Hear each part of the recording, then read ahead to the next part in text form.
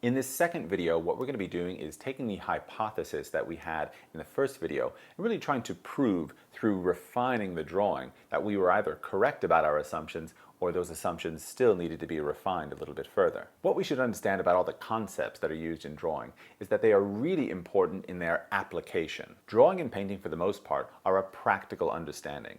There are theoretical elements, but those theoretical elements have to be put into practice to be truly understood. So while we may be able to describe what line quality is or describe what light effect is, we don't truly understand it until it's proven in the work itself. We'll also start to understand as we expand our value scale that values are also about proportion.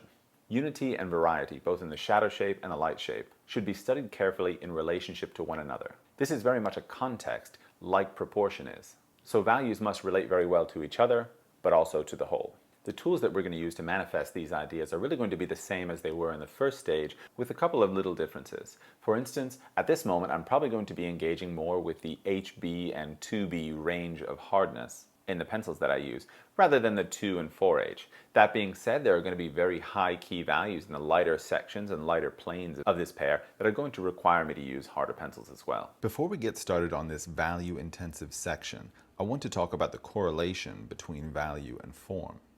As with everything, we have to start with the light source. Understanding its direction will inform everything about how we see the planes of our subject in relationship to it. Planes, of course, are our way to simplify and thus understand better the form of our subject. This wireframe shows, in a way, how we want to see this pair.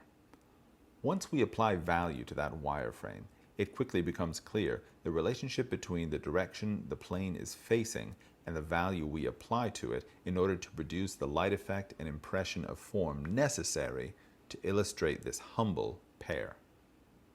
To really see these values in action, we first have to remove the linear aspect of the diagram. Having done so, we are left with a somewhat crystallized vision of the values, their shape and orientation to the light source correlating well to the more complex arrangement we find in nature.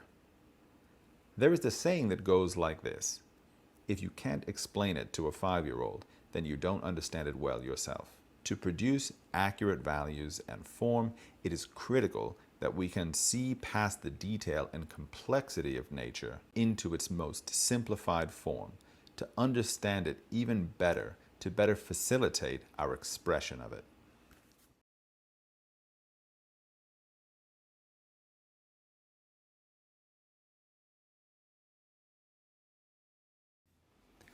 We've come now then to the end of our project.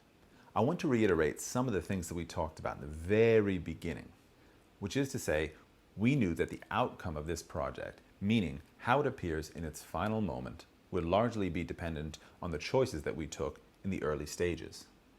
This is why we chose to take a series of proportional measurements from top to bottom and side to side. We decided to organize the values in such a way that it corresponded well to the proportion of dark and light that we found in nature, and we double and triple checked those throughout the course of this project. Eventually, that's the reason we're able to come to a result. Drawing and studying nature are so much about having a kind of consistency in our application of attention. So once we have found a good concept, like proportions and like taking comparative measurements, it's up to us to eventually practice that until it becomes almost a second nature. The first time that you start to draw in this way, and even to think in this way, it's going to probably be a little bit clumsy. We're getting used to the idea of looking at nature and not seeing just a pair, but also seeing it filled with a possibility to measure and understand more deeply what makes it look the way that it does.